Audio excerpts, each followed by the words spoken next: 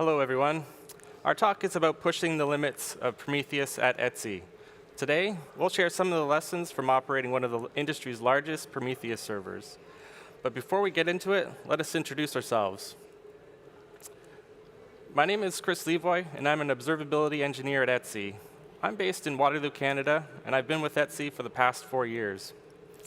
Etsy is a global e-commerce marketplace for unique and creative goods. It was founded in 2005 and is headquartered in Brooklyn, New York. Now, I'll invite my co-speaker, Bryan. Hello, my name is Bryan Boreham. I am a distinguished engineer at Grafana Labs. Grafana is the leading open source software for visualizing operational data. I had to read that. What I do in my day job is I work on the scaling the massively scalable storage that we have for metrics, logs, and traces. We store trillions of metric points and petabytes of logs. The reason I'm on this stage is I'm a Prometheus maintainer. I've worked on that code for about 7 years now. So who knows Prometheus? Okay, like 60% or something like that. Well, good, good. I just want to talk about the architecture because we'll return to this picture a number of times. So basically, data starts off on the left, what we call exporters. So that could be data coming from the node or from containers or application-specific metrics, anything where the data is coming from, that we call that an exporter. And we pull the data in. That's a process called scraping. We put it in the time series database, TSDB, first of all in memory and then on disk. And then to get data out, there's the prom query language. And then usually visualization is done by something on the outside, like maybe Grafana. The key thing that's important for this talk is everything in that box in the middle is one process. That's what's really cool about Prometheus. It's really easy to deploy one process and you're off. But the way it scales is get a bigger machine. So this talk is about the biggest Prometheus I ever saw. So, what is this giant Prometheus server for? Well, if you're looking for that perfect gift to mark a special occasion, you can try searching on Etsy.com. The server we'll be discussing monitors millions of metrics about searches on Etsy. It's been around for about 8 years, and it's just chock full of alerts and recording rules. But this server is just one of 30 Prometheus stacks that we operate at Etsy. Each stack is isolated around system boundaries. In total, we peak at around 600 million series, or 5 million samples per second during busy periods. Each stack writes a copy of the data into a central location in Grafana Cloud. There's a pair of servers in each stack, providing high availability. And this story is about how our largest stack eventually couldn't scale vertically anymore. So why use vertical scaling instead of another approach? Well, the honest answer is that pushing the boundaries of what a single Prometheus server could handle was a fun task. But also, the tech culture at Etsy has been heavily influenced by the idea of choosing boring technology and just keeping it simple. We should exhaust all possibilities with the base architecture before taking more drastic measures, because things like sharding and federation, they introduce a lot of complexity. And so we set out to delay the inevitable as long as possible and see how far we could push the limits of a single Prometheus instance. And I'm sure many are anticipating this talk will be about how we crashed our server by adding too much data. And you'd be right, we blew it up. We blew it up a lot, quite often actually. With a show of hands, how many people have overloaded some database with too much data? Yeah? Yeah, I thought so. We've all been there. But the thing is, there's never a simple answer of how much data is too much. It really just always depends. Now, these graphs that I'm showing here show our server running at peak, albeit somewhat unsuccessfully. the top graph shows step increases of about 50 million in the head time series. And the bottom graph shows gaps where we expect a kind of smooth line at around the 1 million samples per second mark. These dips are signs that the server is overloaded and dropping data. Prometheus happily was chugging along in this degraded state, but recording rules and scrapes were being skipped in order to shed load. These orange bars I've added to the top graph, these aren't metric explosions. And this isn't really a high cardinality problem, as it's often described.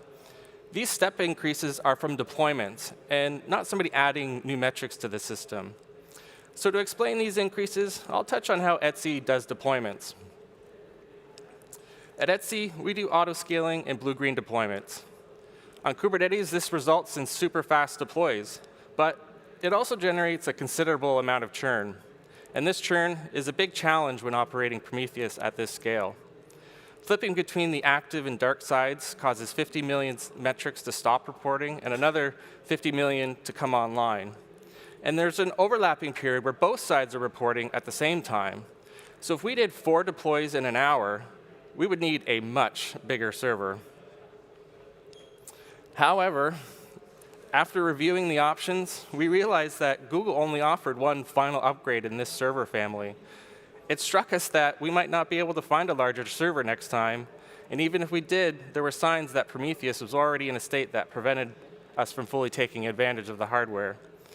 We needed to act swiftly because the week of Black Friday and Cyber Monday was approaching. It's Etsy's busiest season of the year. So to buy us some time, we opted to deploy the biggest server available. But more importantly, we committed to taking a closer look. In this middle column, we're showing an intermediate state. At this time, the issues seemed to be memory related. So we went from a mega mem to an ultra mem instance type, which had twice the amount of RAM, going from 2 to 4 terabytes. This gave us much needed breathing room, but clarified that throwing more hardware at the problem wasn't helping. We were bottlenecked on something. And none of our other environments were experiencing issues, and we also couldn't easily reproduce this in a test environment. It's not easy to get approval for a 4 terabyte server. So we decided to deploy a third replica that allowed us to do side-by-side benchmarks in production. This enabled us to quickly iterate through several permutations without jeopardizing service. And this third column here that I'm showing gives you a sneak peek into the specs we eventually landed on. But spoiler alert, it ran much better at 1 terabyte of RAM than it did at 4.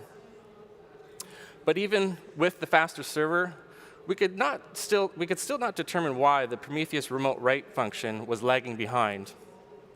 So that's about when we looked to Grafana Labs for help, and that's about when Bryan got involved.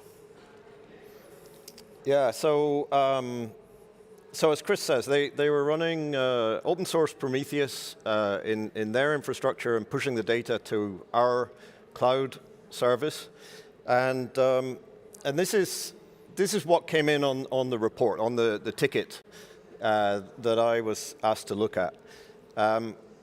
So the way remote write works, when Prometheus gets hold of the data, it pushes it off to a central service. And it's supposed to do that inside like 1 second. There's not supposed to be any lag at all. What I was called to look at, the lag was getting up to 5, 6 minutes and 10 minutes. And also, it would last for hours. I mean, it's possible that something could glitch and then it should recover quickly. So the other symptom was that it would stay high for several hours. So this was really bad. There was another thing we'll talk about, but just to mention desired shards. This is a shard by shard we mean splitting up the work so we can do things in parallel. And Prometheus runs a very, very simple model of how many shards it might need to send. If there's a backlog, it divides the backlog by how many shards it would take to send the data in 1 minute to clear the whole backlog. And that's a very simple model. It works if you can send infinitely fast, and if the far end can receive infinitely fast. So who's got an infinitely fast service?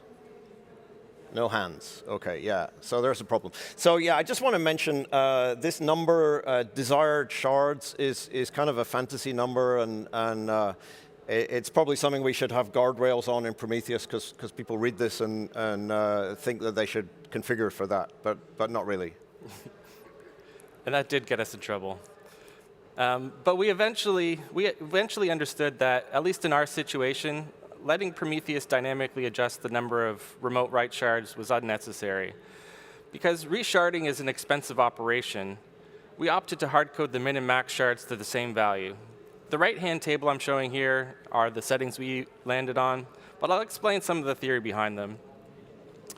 We settled on 100 shards as a nice round number, far less than the number that was suggested by the desired shards metric. We recommend picking a shard count relative to the CPU count, and if latency to the destination is high, you can consider doubling it. But also don't forget to increase the batch and buffer sizes to match. And calculating your maximum theoretical throughput under a worst-case latency scenario is a shortcut to figuring out what these settings should be. For example, let's say you have 30 million series scraped every 15 seconds, as in our setup. This comes out to 2 million samples per second. So with a worst-case round-trip latency of 500 milliseconds, each shard can send 2 batches per second. So with 20,000 samples per batch, this results in a theoretical maximum throughput of 4 million samples per second. So if we double the worst-case latency from 500 milliseconds to 1 second, we reduce the maximum throughput in half from 4 to 2 million. This means we have plenty of headroom at 500 milliseconds of latency, but we can't really tolerate more than 1 second of latency. So after ironing out these settings for remote write, we were still puzzled by what was causing the remote write lag. And like many good stories, we had several side quests. And one of them was triggered when we looked at this chart of network bandwidth. We occasionally saw timeouts, and that kind of made it seem like there was an underlying network issue that was plaguing us here. And we noticed bandwidth peaked at 360 megs per second, even during playback periods when it should have pushed much, much higher. It turns out that Google actually documents one flow in their system cannot exceed this limit when egressing from a compute instance to a destination outside of the VPC. I hopped on one of the servers and ran netstat a few times to discover that Prometheus was indeed sending data over a single socket, which kind of caught us by surprise.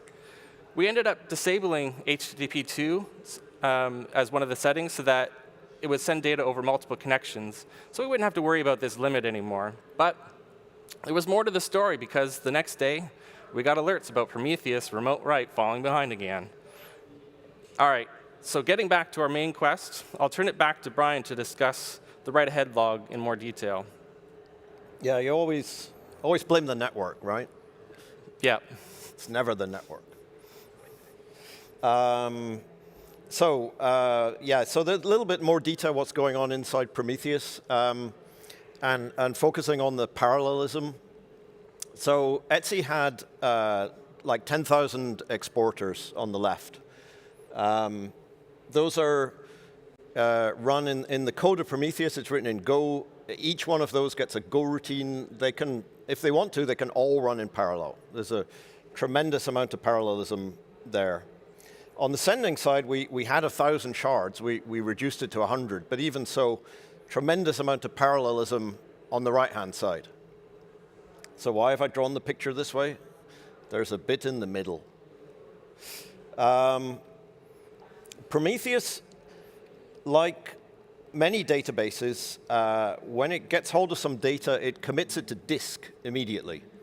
This is a design called a write-ahead log. And it's a very good design for resiliency. If something happens, if the process has to restart, it can recover its state by reading the write-ahead log, the WAL. When doing remote write, we want to balance the receiving and sending. There might be some glitch in sending. the rate the data's coming in at, you could get gigabytes of data queued up, and we don't want that in memory. So it's already on disk because we wrote it to the WAL. So this is the design of Prometheus, that we use the WAL as a queue for remote write.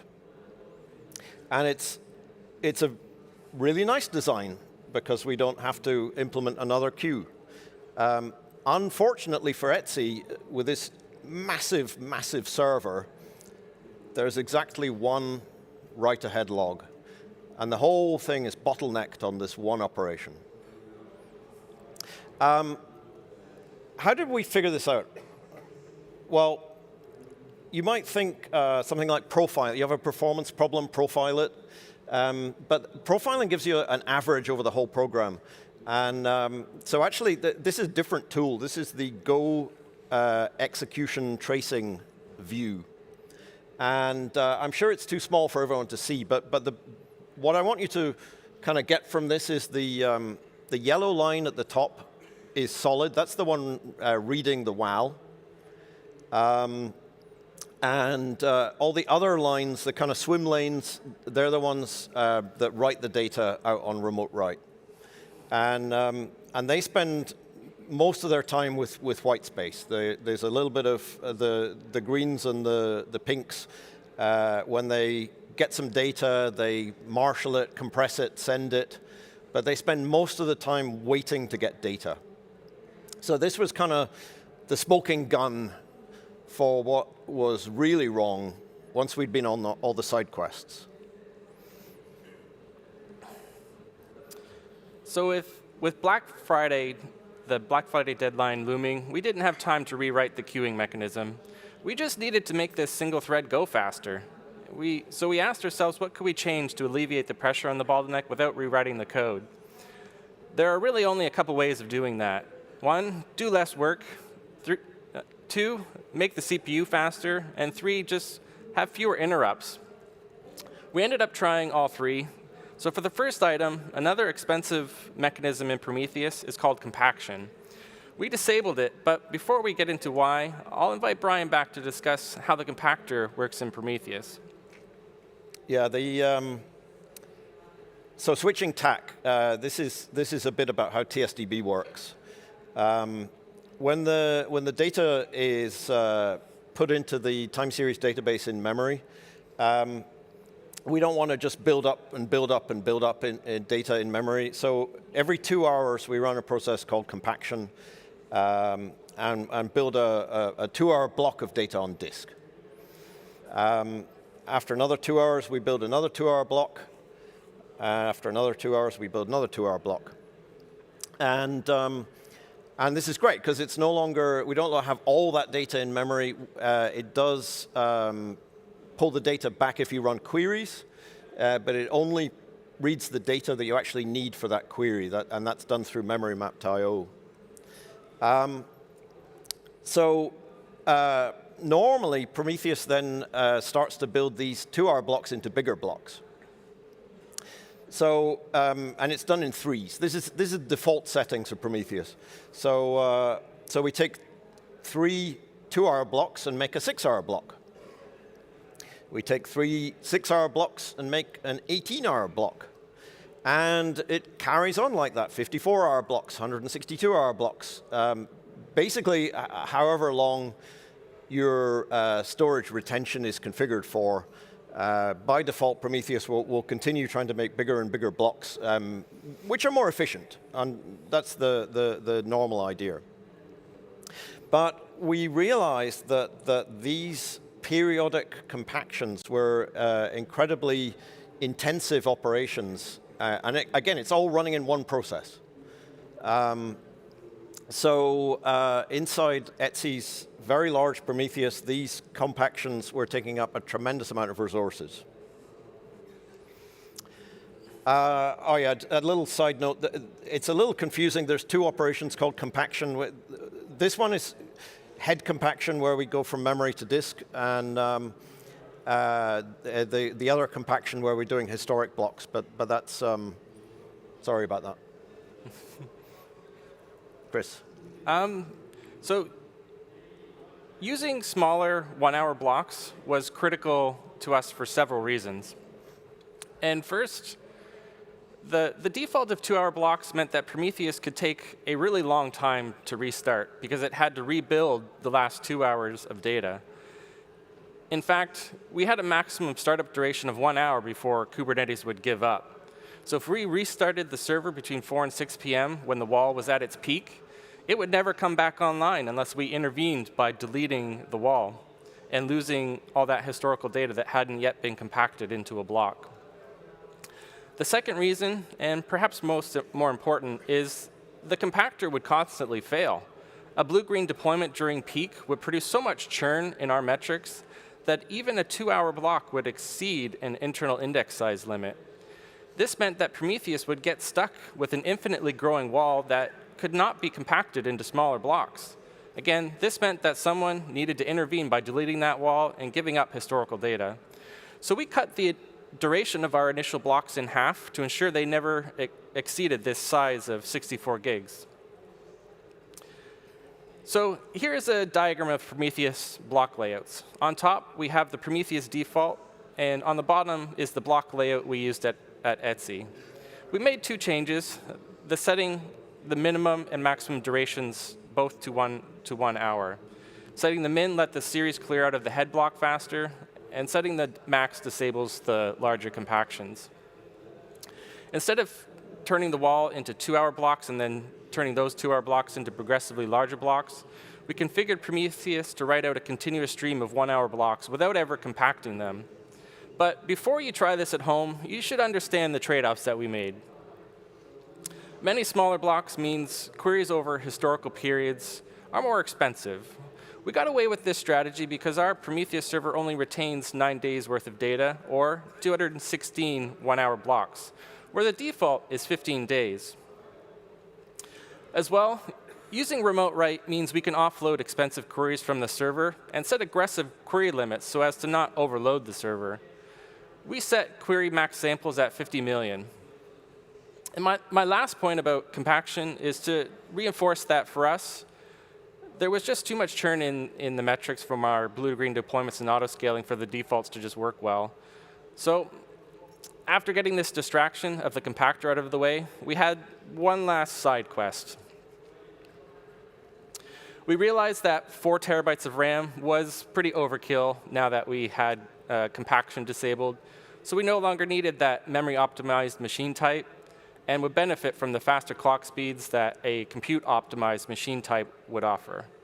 So we made a list of things to try and made side-by-side comparisons in production over a few days. We ended up making some drastic changes. Here, I'm highlighting 2 config changes. I'll let Bryan talk about these in a minute, but the surprising thing was that Prometheus got faster by constraining resources in almost half. We went from 128 cores down to 50 cores, and from 4 terabytes down to 1 terabyte of RAM. Also note is how we applied those constraints. Instead of Kubernetes defining the upper bounds, we set the more restrictive limits at the Go runtime level.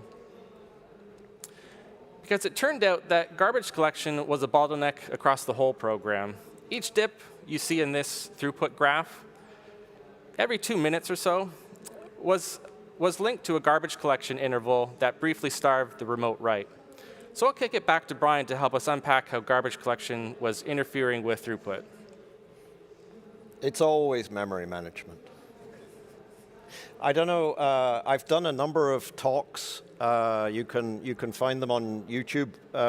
Just search for my name. I've done a number of talks about memory management, how to speed up Go programs by tweaking the memory management. So let's how are we doing for time? Yeah, pretty good. Yeah, let's get into that. So I love to draw this sawtooth diagram just to try and help you understand. The heap is where all the big memory stuff lives in a Go program. And over time, it goes like a sawtooth. It builds up as you use memory and discard it, and then the garbage collector runs, and that number drops again. It builds up and it drops, and it builds up and drops. And that was the previous picture that Chris showed. There's a default 2-minute cycle where it will run the garbage collection. And it's another very, very intensive operation that drags down the whole program when it runs. But there's two effects. The other one is how much bigger the heap will get before it garbage collects.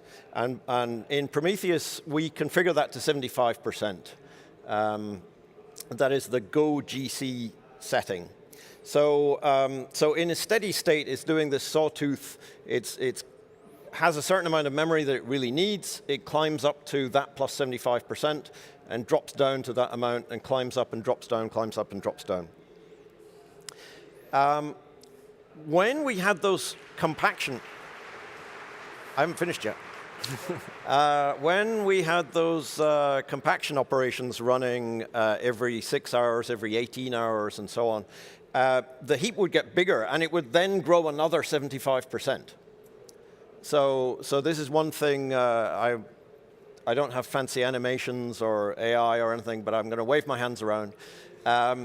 So we were really suffering from the memory would grow bigger because it needed more memory to do compaction, and then it would grow bigger again because of this 75% factor. So this setting of Go mem limit is basically just what you need. It caps the memory usage, and it will run garbage collection faster as you approach that number. You do have to pick that number very, very carefully. If you go too low, if it really needs more memory than that, it will run garbage collection infinitely fast, and you will be sad. And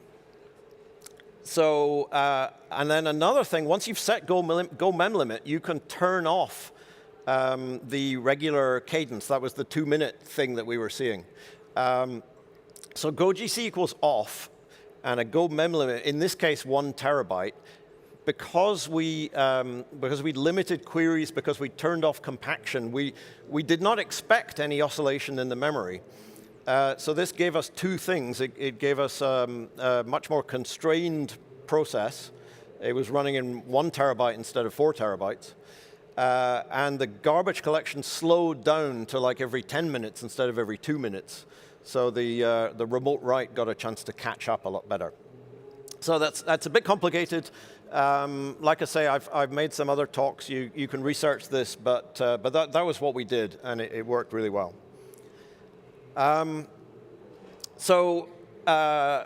Turning away from memory management, there were quite a number of changes while we went through this investigation, things that were improved upstream in Prometheus. So I just put a few of them up on the screen there. They improving caching, improving efficiency, lots of changes. So I just want to note that this was kind of our customer and trying to help them out, but then the changes went upstream in open source Prometheus and benefited the whole community. So very happy about that.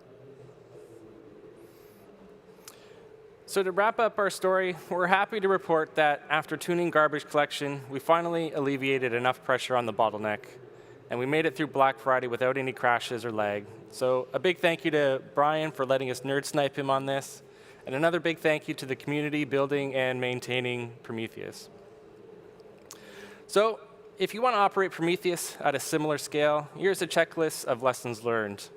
Number 1, automate catching code changes that may cause metric explosions before they land in prod.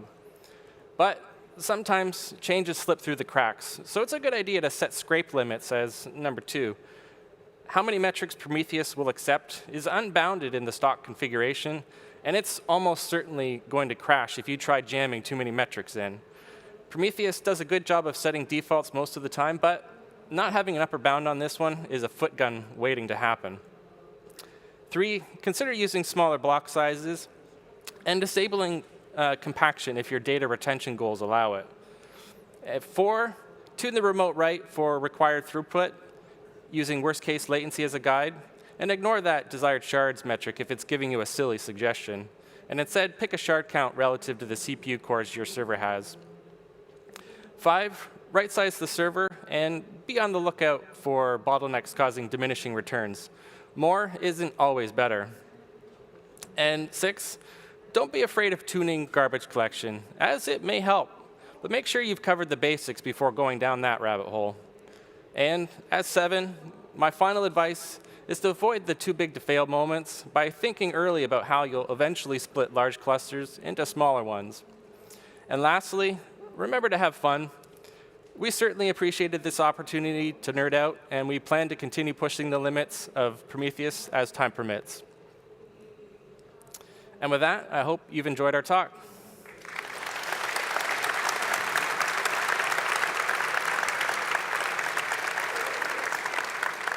We have a few minutes for questions. So there's a microphone center. Yeah, go for it. Hey, thanks. Great talk. Thank you. You said you had data retention set to 9 days. Did you consider lowering it? Why do you need 9 days? The storage is actually pretty cheap, so it wasn't, after we disabled compaction, historical queries, it didn't really impact the performance, or it wasn't really part of the bottleneck is the short answer, I guess. Okay, cool, thanks. No problems. That you limit the query scrapes, like query data samples. Did you increase it afterwards? Did your developers like, hey, we need more samples because our query just doesn't work without them?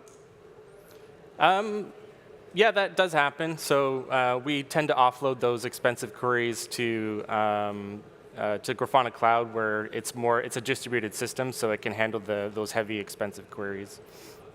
Okay, thanks. Did you consider getting rid of Prometheus as a normal way and just running as an agent since you were using Grafana Cloud? Yeah, we are considering that for sure. I think the main thing is that we run all of our recording rules and alerts, and we do a lot of control systems as well for auto scaling and a lot of those systems.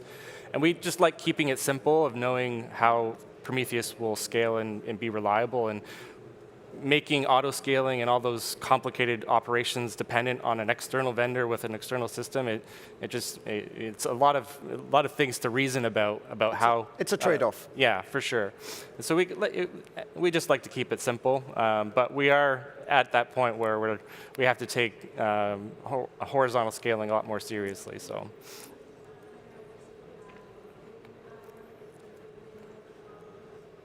I think we have time for a couple more. Yeah.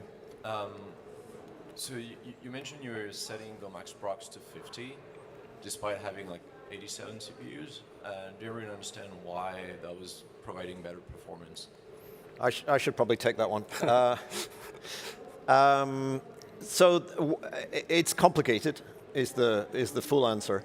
But one of the things that happens in Go is it sets up 25% of that number for running background garbage collection.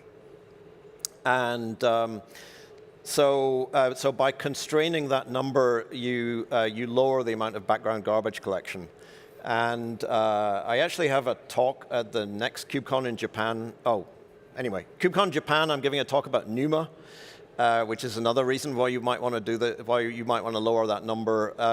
Yeah, it's a very complicated tuning mechanism, but as a general rule, cutting Go max procs down to what you really need will make your program go faster.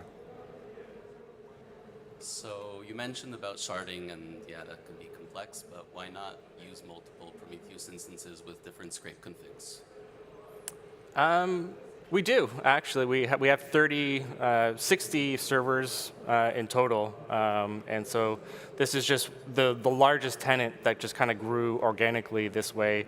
And the alerts and dashboards, they're all kind of in one tenant. And so without having to refactor all the alerts and dashboards, that's essentially why this one grew to such a certain large size. And we also operate some fairly large, kind of monolithic services that kind of jam a lot into one service. Thank you. Well, I think we'll call it there. Thank you very much for coming.